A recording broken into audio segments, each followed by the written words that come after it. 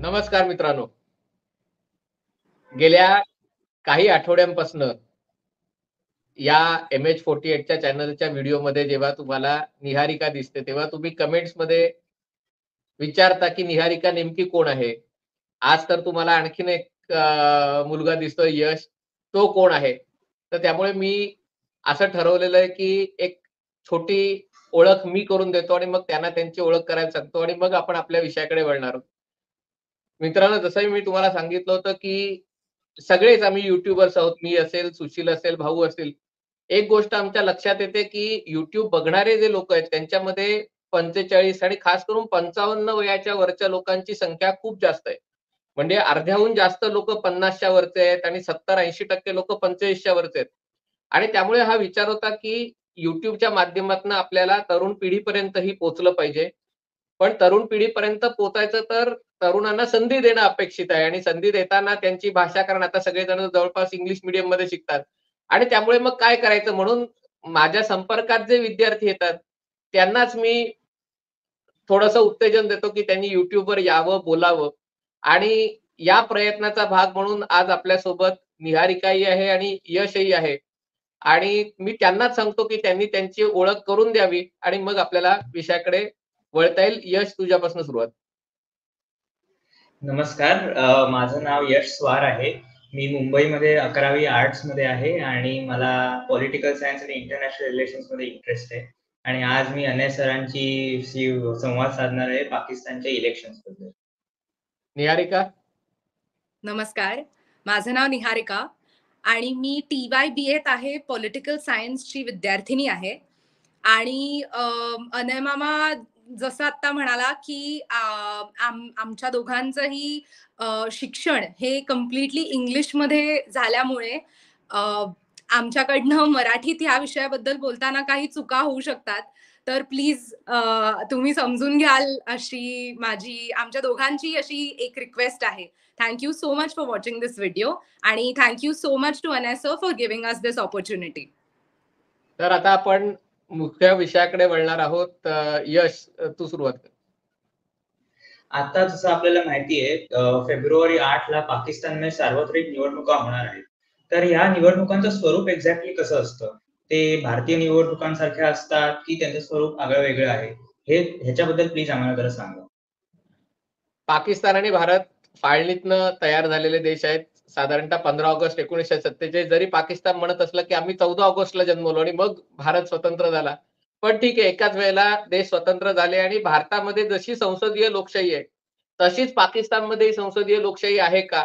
हा प्रश्न आपल्यापैकी बऱ्याच जणांना पडतो. पाकिस्तानमध्ये एक गोष्ट लक्षात घेतली पाहिजे, की भारतासारखी सलग लोकशाही राहिलेली नाहीये. आत्तापर्यंत 77 वर्षाच्या इतिहासात 31 वर्ष पाकिस्तानमध्ये सलग 31 वर्ष लष्करशाही राहिलेली आहे. लष्कराच्या जनरलनी, लष्करी अधिकाऱ्यांनी सत्ता स्वतःच्या हातात घेतलेली असेल. परवेज मुशर्रफचा शासनकाळ आपल्याला आठवत असेल.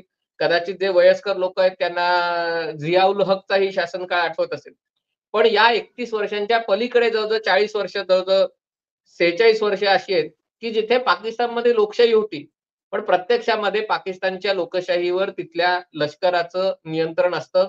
पण असं असलं तरी या ज्या निवडणुका होणार आहेत, या पाकिस्तानमधल्या निवडणुका आहेत, या एका अर्थाने विशेष आहेत. कारण 167 पक्ष आणि 5121 एवढे उमेदवार निवडणुकीच्या रिंगणामध्ये आहेत. आणि सगळ्यात महत्त्वाची गोष्ट म्हणजे पाकिस्तानचं जे संसद आहे त्याला ते नॅशनल असेंब्ली म्हणतात. आणि या नॅशनल असेंब्लीमध्ये 266 जागांवर, लक्षात घ्या 266 जागांवर त्याच्यासाठी मतदान होणार आहे. 60 जागा पाकिस्तानमध्ये अशा आहेत, की ज्या महिलांसाठी राखीव आहेत आणि त्या ज्या जागा राजकीय पक्ष जिंकतात त्या प्रमाणात, त्या प्रपोर्शनमध्ये त्या जागा महिलांना दिल्या जातात आणि 10 जागा अशा आहेत कारण पाकिस्तान हे इस्लामिक राष्ट्र आहे आणि त्यामुळे अल्पसंख्याकांसाठी, आता हिंदूंची संख्या पाकिस्तानमध्ये 1% जेमतेम तेवढी पण आहे की नाही माहिती नाही. तर ते 10 प्रतिनिधी आहेत, ते अल्पसंख्याक समाजाचे. त्यांची तिकडे निवड केली जाते आणि त्याच्यामुळे 266 अधिक 60 अधिक 10 हे 336 जागा पाकिस्तानच्या संसदेत आहेत. आता याच्यातली लक्षात घ्यायची गोष्ट ही आहे, पाकिस्तानमध्ये 4 राज्य आहेत प्रमुख. पंजाब हे तिकडचं सगळ्यात मोठं राज्य आहे. सगळ्यात जास्त लोकसंख्या पंजाबची आहे आणि पंजाबच्या खालोखाल जर बघायला गेलं तर खैबर पख्तूनवा हे राज्य आहे. त्याच्यानंतर सिंध हे राज्य आहे आणि बलुचिस्तान हे राज्य आहे आणि त्यामुळे या 4 राज्यांमध्ये मुख्यतः पंजाबमध्ये जर बघायला गेलं तर 173 त्याच्यामध्ये राखीव जागा धरून, सिंधमध्ये 75, खैबर पख्तूनवामध्ये 55 आणि बलुचिस्तानमध्ये 20 जागांसाठी म्हणजे टोटल 336 पैकी जागा आहेत. 3 जागा आहेत या इस्लामाबाद ही राजधानीचं शहर आहे आणि त्या इस्लामाबादचं वेगळं म्हणजे ते काही कुठल्या राज्यात सहभागी नाही आणि त्या इस्लामाबादच्या 3 जागा आहेत आणि असं मिळून या 266 जागांसाठी मतदान होईल आणि एकूण संसद अस्तित्वात आल्यावर राखीव जागा वगैरे धरून 336 जागा त्यांच्या संसदेत असणार आहेत. त्याच्यासाठी ही निवडणूक महत्वाची आहे. ओके. सर तुम्ही आम्हाला आता सीट्स बद्दल सांगितलं, पण सगळे या इलेक्शन्स मध्ये वोट करू शकतात का? सगळे पार्टिसिपेट करू शकतात का? हो, निश्चित. म्हणजे पाकिस्तानमध्येही याच्यात लक्षात घेण्यासारखी गोष्ट अशी आहे, की पाकिस्तानची लोकसंख्या आता 23 कोटीच्या वरती आहे. आणि सगळेजण म्हणजे कारण ब्रिटिशांच्या काळातच भारतात निवडणुका सुरू झाल्या होत्या आणि त्यामुळे पाकिस्तानमध्ये जवळपास सगळेजण मतदान करू शकतात. अहमदियांबद्दल मला कल्पना नाही, मला अभ्यास करावा लागेल. पण बाकी सगळे मतदान तिकडे करू शकतात. आणि लक्षात घेण्यासारखी गोष्ट ही आहे, की 23 कोटी लोकसंख्या असली तरी मतदारांची संख्या अवघी 12 कोटी 80 लाख आहे. म्हणजे बघा जवळपास 10-11 कोटी लोकं मतदान करत नाहीत. याचा अर्थ ते 18 वर्षाच्या खालती आहेत. म्हणजे पाकिस्तानमध्ये 18 वर्षाच्या खालच्या लोकांची संख्या ही जवळ-जवळ देशाच्या 40-44% आहे आणि प्लस जे लोकं मतदान करू शकतात, ते मतदान करणाऱ्यांमध्ये 35 वर्षाखालच्या म्हणजे 18 ते 35 वयोगटातल्या लोकांची संख्या 44% आहे. म्हणजे बघा 12 कोटी 80 लाख ते जर 44% केले, आता मला नक्की सांगता येणार नाही, पण साधारणतः 6 कोटीच्या आसपास होतील. म्हणजे 6 म्हणजे 23 कोटीतले 16 कोटी लोकं पाकिस्तानमध्ये 35 वर्षाच्या खालचे आहेत. तुम्हाला त्यामुळे लक्षात येईल, की पाकिस्तानची लोकसंख्या किती वेगाने वाढते आणि त्यामुळे पाकिस्तानच्या बहुतांश लोकांना अजून मतदाराचा अधिकार प्राप्त झालेला नाहीये, कारण ते वयाने लहान आहेत आणि हा भाग पाकिस्तानच्या लोकशाहीच्या म्हणजे निवडणुकांच्या दृष्टीने महत्वाचा नाहीये. पण आणखीन 10 वर्षांनी, 15 वर्षांनी पाकिस्तानमध्ये काय परिस्थिती असेल, हे समजून घेण्यासाठी हा आकडा खूप बोलका आहे, पण सगळ्यांना मतदान करण्याचा अधिकार पाकिस्तानमध्ये प्राप्त आहे. ठीक आहे. ह्याच्याबद्दल ना मला अजून एक प्रश्न होता, की आता निवडणुका होणार आहेत, तर जे पाकिस्तानचे पूर्व पंतप्रधान आहेत इम्रान खान, यांना अनेक केसेसमध्ये अटक झालेली आहे आणि त्यांना अनेक वर्षांचे जेल सेंटेन्सेस ठोठावले गेले. तर अशा परिस्थितीत त्यांचा पक्ष निवडणुका लढू शकेल का? आणि त्यांची जिंकण्याची काय शक्यता आहे? हा खूप चांगला प्रश्न आहे. म्हणजे इम्रान खान आपण सगळेजण ओळखत असू, खरं खास करून आमच्या पिढीतले लोक ज्यांनी इम्रान खानच्या नेतृत्वाखाली पाकिस्तानला क्रिकेटचा विश्वचषक जिंकताना पाहिलं होतं आणि त्यांनी हे सगळे पैसे त्यांच्या आईच्या नावाने कॅन्सरचं हॉस्पिटल सुरू केलं होतं. मग त्यांनी राजकारणात प्रवेश केला. 22 वर्ष संघर्ष केल्यानंतर पाकिस्तान तेहरीक-ए-इन्साफ हा पक्ष त्यांनी पुढे नेला आणि 2018 साली त्यांना सत्ता मिळाली होती. पण या काळामध्ये म्हणजे त्यांची ही सत्ता जेमतेम 3.5 वर्ष टिकली. नंतर त्यांना राजीनामा द्यावा लागला. पण एका पाठोपाठ एक गुन्ह्यांमध्ये इम्रान खानला शिक्षा करण्यात आलेले इम्रान खान तुरुंगात आहे. आणि सगळ्यात मजेशीर प्रकरण त्यांचं तर असं आहे, की त्यांची तिसरी बायको बुशरा बीबी आणि बुशरा बीबीचा पहिला नवरा म्हणजे तिचं हे दुसरं लग्न आहे. पण पहिल्या नवऱ्याला घटस्फोट दिल्यानंतर इम्रान खानशी लग्न करण्यात आणि 2018 ला निवडणूक जिंकायच्या आधी त्यांनी लग्न केलं होतं. तेव्हा 2 लग्नांमध्ये 40 दिवसापेक्षा कमी कालावधी होता. म्हणून दोघांनाही नवरा-बायकोंना 7-7 वर्षाची शिक्षा प्रत्येकी पाकिस्तानच्या न्यायालयाने दिलेली आहे. त्याच्यासाठी ते तुरुंगात. पण फक्त ते एवढ्यासाठी तुरुंगात नाहीयेत. एक पाकिस्तानचं गुप्त वार्ता म्हणजे देशाच्या पंतप्रधानांनी देशाच्या गुप्त वार्ता शत्रूला फोडल्या या आरोपाखाली म्हणजे अमेरिका पाकिस्तानच्या निवडणुकीत ढवळाढवळ करताय असा त्यांनी गौप्यस्फोट केला होता आणि हे देशाचे गौप्य वार्ता त्यांनी फोडल्या म्हणून त्यांना 10 वर्षाची शिक्षा झालेली आहे. आणि तिसरी गोष्ट जी आपल्याकडे राजकीय नेत्यांमध्ये दिसून येते, की सरकारी उपहारांचा अपहार करायचा. म्हणजे मराठी खूप जरा हे जास्त तुम्हाला वाटत असेल, पण जी गिफ्ट तुम्हाला मिळतात, बाहेर तुम्ही जेव्हा परदेशात जातात किंवा परदेशातले नेते येतात आणि तुम्हाला काही भेटवस्तू देतात, गिफ्ट देतात, तेव्हा ती गिफ्ट सरकारची असतात आपल्याकडे मागे एका मोठ्या नेत्यांनी ती सगळी गिफ्ट स्वतःच्या घरी नेली होती. पण त्याच्याबद्दल आपण बोलत नाही आहोत. पण पाकिस्तानमध्येही सौदी अरेबियाच्या युवराजांनी त्यांना जे काहीतरी भेटवस्तू दिल्या होत्या, त्या इम्रान खाननी ढापल्या आणि म्हणून त्याच्यासाठी त्यांना 14 वर्षाची शिक्षा म्हणजे 14 वर्ष, 10 वर्ष, 7 वर्षाची शिक्षा झाली आणि त्यामुळे ते लढू शकत नाहीयेत. एवढंच नाही, तर त्यांचा जो पक्ष आहे पाकिस्तान तेहरीक-ए-इन्साफ, त्या पक्षाचं चिन्ह काढून घेण्यात आलेलं आहे. म्हणजे हे आपल्याला महाराष्ट्राच्या राजकारणाची आठवण करून देऊ शकेल चिन्ह काढून घेतलं म्हणून. पण त्यांचं चिन्ह बॅट बॉल आहे आणि ते बॅट बॉल त्यांच्याकडनं काढून घेण्यात आलेलं आहे आणि त्यामुळे तेहरीक-ए-इन्साफचे जे नेते उमेदवार आहेत ते वेगवेगळ्या अपक्ष म्हणून वेगवेगळ्या चिन्हांवर लढतायत. अनेक जणांना तुरुंगात टाकलंय. त्यांच्या विरुद्ध भ्रष्टाचाराचं प्रकरण, अन्य गुन्ह्यांचं प्रकरण म्हणजे आपल्याकडे जे आईस करत असतात. ईडी, इन्कम टॅक्स, सीबीआय वगैरे तसं तिथे कारवाई सुरू आहे आणि तिथल्या 60 एक लोकांना त्यांच्या तुरुंगात आहेत किंवा लपून बसलेले आहेत आणि तरी ते निवडणुका लढवतायत. आणि त्यामुळे ही खरी गोष्ट आहे, की जो माणूस देशाचा पंतप्रधान होता 2018 ते 2022 म्हणजे 3.5 वर्षाहून जास्त काळ. त्याला आता तुरुंगात टाकलेलं आहे आणि त्याच्याशिवाय होणारी निवडणूक किती मुक्त वातावरणात होईल. कारण जर विरोधी पक्ष नेताच तुरुंगात असेल, अनेक त्यांच्या पक्षाचे नेते तुरुंगात असतील, तर ही निवडणूक मुक्त म्हणता येईल का? हा प्रश्न उपस्थित होणं स्वाभाविक आहे. पण पाकिस्तानचा इतिहास बघितला तर तुम्हाला अशा अनेक गोष्टी तुम्हाला या इतिहासात दिसून येतील. Okay. Thank you sir. Nawaz Sharif जे एक कॅन्डिडेट आहेत आत्ता इलेक्शन्सला उभे आहेत ते सुद्धा ते सुद्धा तुरुंगात होते आणि if I am not wrong गेले काही वर्ष ते ह्या पॉलिटिकल सीनमध्ये कुठेच नव्हते. सो मग आता ते निवडणुका कशा लढतायत? जर इम्रान खान निवडणुका लढू शकत नाहीत, तर नवाज शरीफ कसे? सगळ्यात पहिले नवाज शरीफ हे पाकिस्तानचे आतापर्यंत 3 वेळेला पंतप्रधान राहिलेले आहेत आणि आता बहुतेक तेच पुन्हा पंतप्रधान होतील असा अंदाजे 4थ्यांदा पंतप्रधान होतील. हं. आणि सगळ्यात पहिले ते माझ्या माहितीप्रमाणे 1993 साली पंतप्रधान झाले होते. मग नंतर अटल बिहारी वाजपेयी पंतप्रधान असताना ते पंतप्रधान होते म्हणजे 99च्या आसपास कारगिल युद्ध झालं तेव्हा. त्याच्यानंतर नरेंद्र मोदी जेव्हा पंतप्रधान झाले तेव्हा ते 2013 साली ते पंतप्रधान होते. आणि आता ते 4थ्यांदा पंतप्रधान असं होतील, पण एकदाही त्यांची पंतप्रधान पदाची कारकीर्द 5 वर्ष राहिली नाही. 2013 साली जेव्हा ते पंतप्रधान होते, तेव्हा त्यांचा सगळ्यात मोठा दोष कोणता होता, तर त्यांनी नरेंद्र मोदींच्या शपथविधीला ते उपस्थित राहिले आणि भारतासोबत शांततेची चर्चा त्यांनी पुढे चालू ठेवली. आणि याचा पाकिस्तानच्या लष्कराला राग आला. अर्थात पाकिस्तानमध्ये सगळी व्यवस्था ही लष्कर आणि आय-एस-आय कडनं चालवली जाते. आणि त्याच्यानंतर 2016च्या आसपास त्यांचं आणि त्यांच्या कुटुंबियांचं, माझं कुटुंब, मी जबाबदार वगैरे अशा प्रकारे त्यांनी जो भ्रष्टाचाराची प्रकरणं बाहेर आली होती.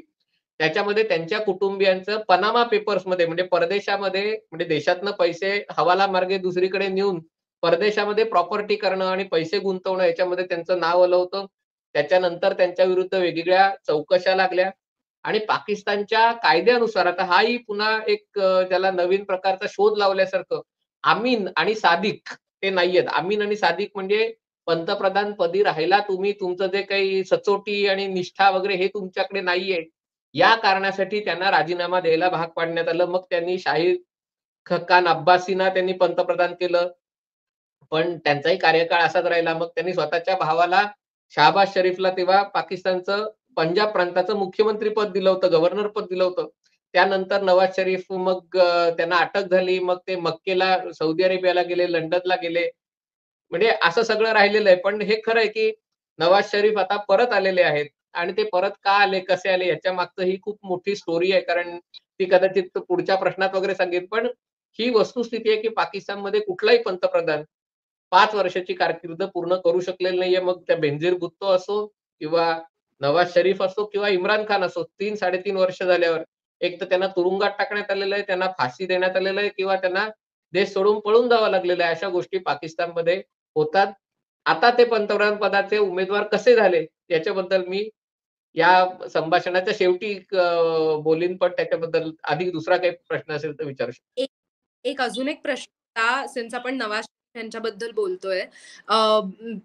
त्यांचा ट्रॅक रेकॉर्ड जो आहे तो खूप चांगला, भारताबरोबरचा ट्रॅक रेकॉर्ड हा खूप चांगला आहे असं म्हणतात. आणि मी एका न्यूजपेपरमध्ये असंही वाचलं होतं की मोदीजींना त्यांच्याविषयी एक सॉफ्ट कॉर्नर आहे. मोदीजींनी एक सरप्राईज व्हिजिट जेव्हा केली होती पाकिस्तानला, तेव्हा ते ह्यांना भेटले होते, नवाज शरीफ यांना. आणि पण ह्यात एक मला कॉन्ट्रोव्हर्शियल किंवा कॉन्ट्रडिक्टरी एक गोष्ट अशी वाटली, ती म्हणजे आता सर तुम्ही म्हणालात त्यांचा message, peace message to India, पाकिस्तानचा पीस मेसेज टू इंडिया हा एक पार्ट आहे त्यांच्या मॅनिफेस्टोचा, त्या नवाज शरीफ यांच्या पार्टीच्या मॅनिफेस्टोचा.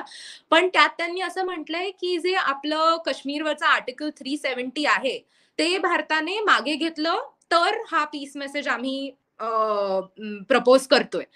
सो हे एक्झॅक्टली म्हणजे कितपत आपण बिलीव्ह करू शकतो की त्यांचा ट्रॅक रेकॉर्ड छान आहे आणि भारताला याच्यासाठी तुला त्या इतिहासात जावं लागेल. नवाज शरीफ हे मूळचे व्यापारी आहेत. म्हणजे त्यांचे वडील ते पाकिस्तानी लष्कराचे कॉन्ट्रॅक्टर म्हणून त्यांचा उत्कर्ष झाला आणि असं म्हटलं जातं की पाकिस्तानच्या इंडस्ट्री म्हणजे पाकिस्तानमध्ये बटाटे आणि थोडंसं पोलाद आणि हे वगळता पाकिस्तानमध्ये फार काही उद्योग नाहीयेत. पण एकेकाळी पाकिस्तानमधल्या उद्योगांच्या 16% उद्योग हे शरीफ कुटुंबियांच्या मालकीचे होते. म्हणजे पहिले धंद्यात त्यांनी बसवलं. मग ते दोघं राजकारणात नवाज शरीफ, शहबाज शरीफ ते राजकारणात आले आणि म्हणजे पाकिस्तानच्या लष्कराच्या मदतीनेच त्यांनी राजकारणात पाऊल ठेवलं होतं. आणि व्यापारी असल्यामुळे तसा त्यांचा दृष्टिकोन भारताशी चांगले संबंध राहावेत, व्यापार व्हावा, पैसा कमवावा अशा प्रकारचा त्यांचा दृष्टिकोन आहे. आपल्याला आठवत असेल अटल बिहारी वाजपेयी पंतप्रधान असताना लाहोरला जी ऐतिहासिक बस यात्रा केली होती, ती देखील नवाज शरीफ पंतप्रधान असताना केलेली. पण नवाज शरीफ यांना न सांगता पाकिस्तानी लष्करांनी कारगिलचं कारस्थान केलं. म्हणजे नवाज शरीफ देशाच्या पंतप्रधानांना अंधारात ठेवून त्यांनी कारगिलमध्ये घुसखोरी केली आणि त्याच्यानंतर भारत-पाकिस्तान संबंध बिघडले. त्याच्यानंतर परवेज मुशर्रफ यांनी बंड करून लष्करशहांनी पाकिस्तानची सत्ता ताब्यात घेतली आणि नवाज शरीफना त्यांनी सत्तेपासून दूर केलं. 2013 साली नवाज शरीफ पुन्हा पंतप्रधान झाले. त्याच्या आधी 2008 साली बेनझीर भुट्टोच्या हत्येनंतर त्यांच्या पक्षाला म्हणजे जो मुख्यतः सिंधी लोकांच्या पाठिंब्याने पक्ष जो आहे पाकिस्तान पीपल्स पार्टी, त्याला 5 वर्ष सत्ता होती आणि बेनझीर भुट्टोचे पती आसिफ अली झरदारी हे पाकिस्तानचे पंतप्रधान होते. त्यांच्यानंतर 2013 ते 18 पाकिस्तान मुस्लिम लीग नवाज म्हणजे नवाज शरीफ यांचा पक्ष म्हणून नवाज त्यांची सत्ता होती आणि त्यांनी पुन्हा एकदा भारताशी शांततेचे प्रयत्न केले. पण या काळात आपल्याला आठवत असेल पहिले पठाणकोटला हल्ले झाले पाकिस्ताननी. त्याच्यानंतर उरीला हल्ले झाले. मग आपण त्याचा एल-ओ-सी पार करून सर्जिकल स्ट्राईक केले आणि त्याच्यानंतर जेव्हा पुलवामाला दहशतवादी हल्ले झाले, अर्थात तेव्हा पुलवामा हल्ले झाले तेव्हा नवाज शरीफ नव्हते, तेव्हा इम्रान खान पंतप्रधान होते. तेव्हा भारताने एअर स्ट्राईक करून पाकिस्तानला उत्तर दिलेलं आहे आणि त्यामुळे नवाज शरीफ यांची भूमिका राहिलेली आहे. पण त्याचं आंतरराष्ट्रीय पार्श्वभूमी समजून घेणं आवश्यक आहे आणि म्हणून मी म्हटलं, की नवाज शरीफ परत कसे आले, हा पण एका हिंदी चित्रपटाच्या स्टोरीचा विषय होऊ शकतो.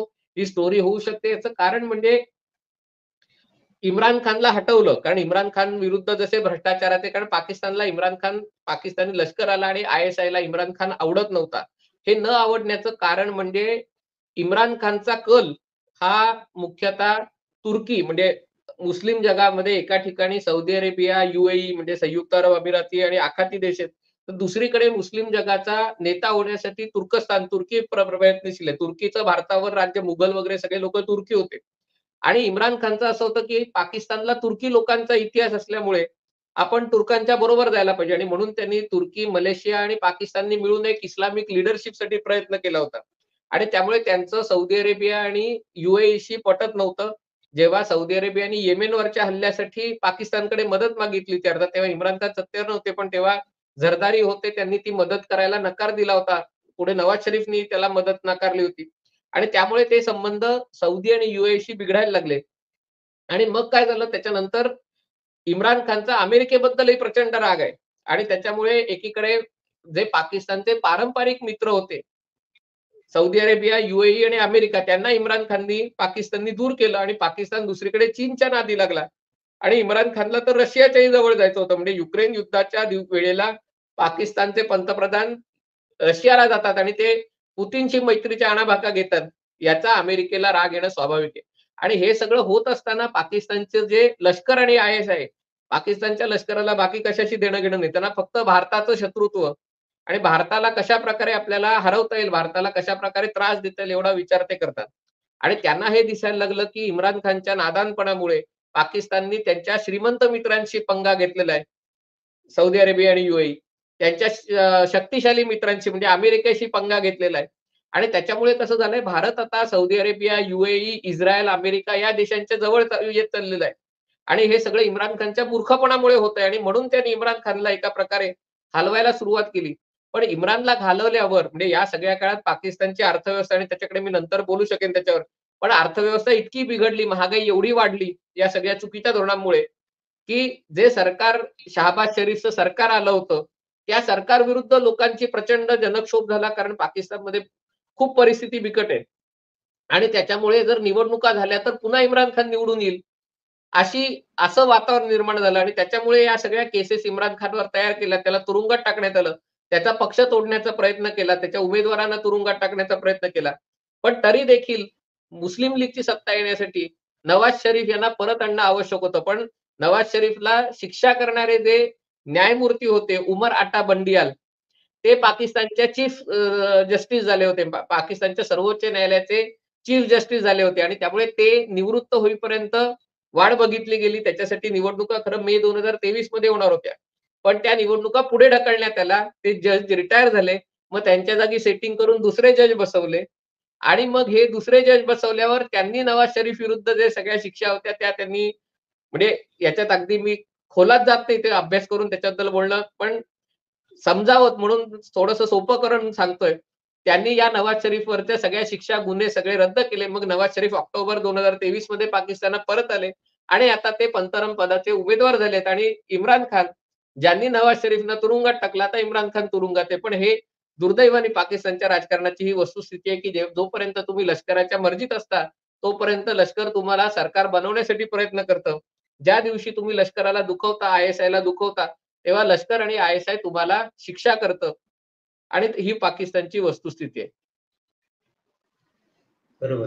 सर, तुम्ही तुमच्या आत्ताच्या विधानांमध्ये बोललात, की बरोबर बोललात, की पाकिस्तान समोर अनेक आता प्रॉब्लेम्स त्यांना भेडसावत आहेत. इकॉनॉमी असेल, सिक्युरिटी असेल किंवा परराष्ट्र धोरण असेल. तर जर नवीन सरकार नवाज शरीफ यांच्या अध्यक्षतेखाली आलं, तर तुम्हाला काय वाटतं, की ह्या सर्व धोरणांमध्ये पाकिस्तान काय बदल आणू शकेल?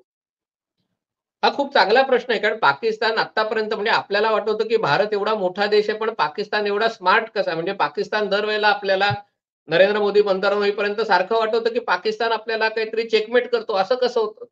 याचं कारण असं आहे, की स्वातंत्र्यानंतर सातत्याने पाकिस्ताननी त्यांच्या परराष्ट्र धोरणाचा भाग एक तर भारताचा विरोध हा भाग होता परराष्ट्र धोरणाचा आणि दुसरा जगातले जे शक्तिशाली देश आहेत, त्यांचा क्लायंट स्टेट म्हणून पाकिस्ताननी स्वतःला ऑफर केलं, प्रेझेंट केलं. सौदी अरेबिया आणि अरब देशांना त्यांनी भाड्याने सैनिक पुरवले.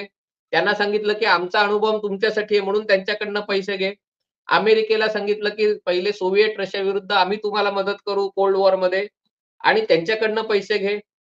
चीनशी अमेरिकेची मैत्री करायला पाकिस्तानने मध्यस्थी केली. पुन्हा त्याचे पैसे घे. एवढंच काय 9/11 चे दहशतवादी हल्ले झाले आणि या हल्ल्यामध्ये नंतर स्पष्ट झालं, की ओसामा बिन लादेन पाकिस्तानमध्ये लपून बसला होता.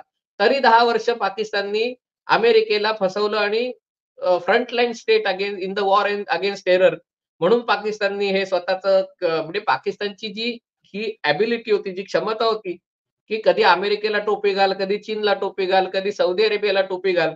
अशा प्रकारे पाकिस्तानची आणि त्यामुळे हे करता पाकिस्ताननी काय केलं, की जी त्यांची इकॉनॉमी आहे, त्यांची अर्थव्यवस्था आहे, त्याच्यामध्ये इंडस्ट्री यायला पाहिजे, त्याच्यामध्ये तरुणांना चांगलं शिक्षण द्यायला पाहिजे, चांगले रोजगार करायला पाहिजे, त्याच्याकडे पूर्ण दुर्लक्ष केलं. लोकसंख्या एवढी वाढली, लोकसंख्येचं इस्लामीकरण झालं म्हणजे कट्टरतावाद, मूलतत्ववाद वाढला आणि तालिबानला नंतर त्यांना अशी अपेक्षा होती, की जेव्हा अमेरिका अफगाणिस्तानमधनं विथड्रॉ करेल 2019 साली बायडन अध्यक्ष झाल्यावर, तेव्हा पुन्हा अफगाणिस्तान कंट्रोल करायला अमेरिका पाकिस्तानला पैसे देईल आणि त्या पैशावर आपण पुन्हा एकदा पार्टी करू शकू, चैन करू शकू. पण समहाऊ हे झालं नाही. अमेरिकेने पाकिस्तानला, तालिबानला पैसे तालिबानशी संबंध अमेरिकेने ठेवले नाहीत आणि त्यामुळे पाकिस्तानचं असं झालं, की एकीकडे इंडस्ट्री नाही आहेत पाकिस्तानमध्ये आणि त्यामुळे तिथे शेती व्यतिरिक्त फारसं काही होत नाही. पाकिस्तान देश दिसायला मोठा आहे, पण बलुचिस्तानचा आकार त्याच्यामध्ये अर्धा आहे, जवळ-जवळ 44% बलुचिस्तान आहे. आणि त्याच्यामुळे शेतीवर आणि कॉटेज इंडस्ट्रीवर किती फायदा होणार ह्याचा परिणाम आहे. दुसरीकडे ज्या जागतिक गोष्टी झाल्या, म्हणजे कोविडमध्ये जे नुकसान झालं, त्याचा पाकिस्तानला जबरदस्त फटका बसला. युक्रेन वॉर झालं. युक्रेन वॉरमध्ये तेलाचे भाव वाढले, गव्हाचे किमती वाढल्या. Pakistan is not self sufficient in food production.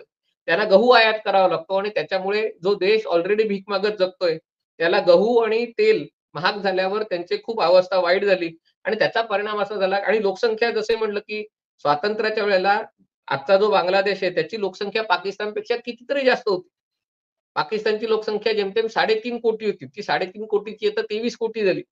आणि बांगलादेशची 5 कोटी होती काहीतरी, ती 16च कोटी राहिली. म्हणजे बघा तुम्ही, पाकिस्ताननी अर्थव्यवस्थेचं पूर्ण वाटोळं केलं आणि आता त्यांना कोणी पैसे द्यायला तयार नाहीये. Because now India has outsmarted Pakistan. जे परराष्ट्र धोरण नरेंद्र मोदींनी स्वीकारलं त्याच्यामुळे पाकिस्तानला आपण आउटस्मार्ट केलं आणि त्यामुळे पाकिस्तानची अशी अवस्था झालेली आहे आणि त्यामुळे नवाज शरीफना पंतप्रधान बनवलं, तर याच्यातनं काही, कारण नवाज शरीफ यांचे सौदी अरेबिया आणि UAEशी चांगले संबंध आहेत. नवाज शरीफचे अमेरिकेशी चांगले संबंध आहेत आणि त्यामुळे नवाज शरीफ जर पंतप्रधान झाले, तर या देशांकडनं कर्ज मिळवण्याचा मार्ग आपल्याला मोकळा होईल. अमेरिकेकडनं मदत मिळण्याचा मार्ग मोकळा होईल आणि मग बॅकड्रॉपमध्ये आपण भारताविरुद्ध जे आपल्याला करायचं ते करू शकू. म्हणजे पाकिस्तानची अवस्था कुत्र्याच्या शेपटीसारखी आहे, ती सरळ होणार नाही. पण आता त्यांची अवस्था इतकी वाईट झाली आहे, की दे नीड अ लाईफलाईन आणि ते आता सौदी अरेबिया आणि अमेरिका पुरवू शकत असल्यामुळे कदाचित पाकिस्तानी आर्मीनी किंवा पाकिस्तानी लष्कराने आणि ISIनी ठरलं असतं, की चला नवाज शरीफला पुन्हा पंतप्रधान बनवूया. अमेरिकेकडनं आणि गल्फ कंट्रीजकडनं पैसे घेऊया and then will go back to our old ways. अशा प्रकारचं त्यांचं हे धोरण असावं. पण आज अशी पाकिस्तानची अवस्था आहे. पण त्या निमित्ताने एक चांगली गोष्ट होतीये, की आज भारत, सौदी अरेबिया, UAE, आपण परवा सौदीबद्दल व्हिडिओ केला पण या सगळ्या देशांचे संबंध, भारताचे संबंध आज खूप सुधारलेत. अमेरिकेचे संबंध सुधारलेत. आज UAE आणि गल्फ कंट्रीज काश्मीरमध्ये इन्व्हेस्टमेंट करतायत. आणि जेव्हा ही वस्तुस्थिती असते, तेव्हा जेव्हा पाकिस्तान उद्या ठरवेलही, की भारताविरुद्ध दहशतवादाचा वापर करायचा, जम्मू काश्मीरमध्ये दहशतवाद पसरवायचा. पण जम्मू काश्मीरमध्ये जर UAEची इन्व्हेस्टमेंट असेल, जे पाकिस्तानला पैसे देणार आहेत, then they will have to think twice. तर त्याच्यामुळे हे जे इंटरलॉकिंग आहे, ते भारताच्या थोडंसं फायद्याचं ठरू शकतं. पण असं असलं तरी पंतप्रधान नरेंद्र मोदी यांना या सगळ्या खेळ पाकिस्तानचा लक्षात आलेला आहे आणि त्यामुळे यापूर्वी आपण जसे बेसावध राहिलो, गाफील राहिलो, तसे भविष्यात आपण राहू असं मला वाटत नाही. पण तरी पाकिस्तान, भारत यांच्यामध्ये एक प्रकारची शांतता जरी राहिली, तरी त्याच्यातनं एक चांगली गोष्ट ती भारतासाठी या पाकिस्तानच्या निवडणुकांबद्दल असेल. सर, मी एक आणखीन शेवटचा काही क्विक क्वेश्चन्स आहेत दोघांना? मला एक शेवटचा प्रश्न विचारायचा आहे, ओके. की त्या पॉलिटिक्स मध्ये आपण इकॉनॉमी बद्दल बोललो, आपण पॉलिटिकल सिच्युएशन बद्दल बोललो, त्याच्यात सगळ्यात जास्त त्रास सामान्य माणसाला होतो. तर सतत पाकिस्तानमध्ये प्रोटेस्ट होत असतात, त्या आर्मी रूल असेल तरी प्रोटेस्ट होतात आणि जरी इलेक्शन्स मधून कोणती पार्टी जिंकली असेल आणि कोणी पंतप्रधान झालेले असतील तरी सुद्धा प्रोटेस्ट होतात. तर मग अशा सिच्युएशन मध्ये लोकांना काही चॉईस नाहीये. मग लोकांचा काय चॉईस आहे? नाही, आर्मी रूल असेल तेव्हा एवढ्या प्रोटेस्ट होत नाहीत. पण हे खरं आहे, म्हणजे पाकिस्तानमध्ये खूप लोक बेकार आहेत, लोकसंख्या भरपूर आहे, बेकार भरलेले लोक आहेत आणि त्यामुळे स्वस्तात आपल्याकडे आता हल्ली लोकांची किंमत, अपेक्षा वाढली आहे, पण तिथे वडापाव किंवा काहीतरी छोटी-मोठी गोष्ट देऊनही प्रचाराला लोक येऊ शकतात. आणि त्याच्यामुळे ही खरी गोष्ट आहे. म्हणजे पाकिस्तानचे जे भारतात काय आहे, आपण हे सगळं बोलतोय कारण भारतामध्ये एक 30% लोक मिडल क्लास, मध्यम वर्गाचा भाग आहे. अनफॉर्च्युनेटली पाकिस्तानमध्ये मिडल क्लास तयारच नाही झाला. जे अतिश्रीमंत पाकिस्तानी आहेत 2, 4, 5% त्यांचा एक पाय लंडनमध्ये असतो किंवा अमेरिकेत असतो आणि त्यामुळे ते तिथे राहिलेले असतात आणि बाकीची जो समाज आहे तो खूप गरीब आहे आणि तो गरीब समाज आता गेले जवळ-जवळ 40 वर्ष त्याला इस्लामिक मूलतत्ववाद, पहिले वहाबिझम, सौदी वहाबिझम आणि आता सुफिझम याच्या नादाला लागून त्यांचं रॅडिकलायझेशन झालेलं आहे आणि त्याच्यामुळे खरं आहे की त्यांचं आयुष्य अवघड असलं, तरी त्यांना त्याची जाणीव नाहीये. ते धर्मद्वेषाने ते पछाडलेले आहेत आणि जोपर्यंत अशी परिस्थिती आहे, तोपर्यंत पाकिस्तानमध्ये मोठ्या प्रमाणावर बदल होणं हे अवघड आहे. भारताच्या दृष्टीने पाकिस्तान इम्प्लोड होणार नाही. जसा तो एक्सप्लोड होणार नाही, तसा तो इम्प्लोड होणार नाही. कारण तो इम्प्लोड झाला तर ते लोकं आपल्याकडे येतील आणि आपल्याकडचे लोकं त्यांना नागरिकत्व द्या म्हणून आंदोलन करत बसतील. ती काळजी मात्र भारताला घ्यावी लागेल. यश, तुझा काही शेवटचा प्रश्न आहे? एकच शेवटचा प्रश्न आहे. तुम्ही जसं म्हणालात आता, की पाकिस्तान इम्प्लोड होणं ही सुद्धा एक पॉसिबिलिटी आहे. त्याच्यावरतीच मला प्रश्न होता, की इम्रान खान यांच्या पक्षाने आपण बघितलं जेव्हा त्यांना मागच्या वर्षी 9 मेला अरेस्ट झाली, तेव्हा बराच गदारोळ माजला होता पाकिस्तानमध्ये. तर पुन्हा या निवडणुकीत जर इम्रान खान यांचा पराभव झाला, तर त्यांचे जे पक्षाचे कार्यकर्ते हे असाच पुन्हा गदारोळ माजवू शकतील का? आणि जर तसं झालं, तर पाकिस्तान खरंच यादवी युद्धात घसरेल का? हा एक प्रश्न होता. खूप चांगला प्रश्न आहे, की हा एकतर इम्रान खान लोकप्रिय अशासाठी आहेत, की जरी म्हणजे त्यांच्यावर भ्रष्टाचाराचे आरोप सिद्ध झालेत आणि मी असं नाही म्हणत आहे ते स्वच्छ आहेत. पण पाकिस्तानच्या अन्य कुटुंबियांच्या तुलनेने म्हणजे पाकिस्तानचे जे राजकीय नेते होते, हे सगळे ज्याला फ्युडल लॉर्ड म्हणतात. कोणाची 26-27 हजार एकर जमीन आहे.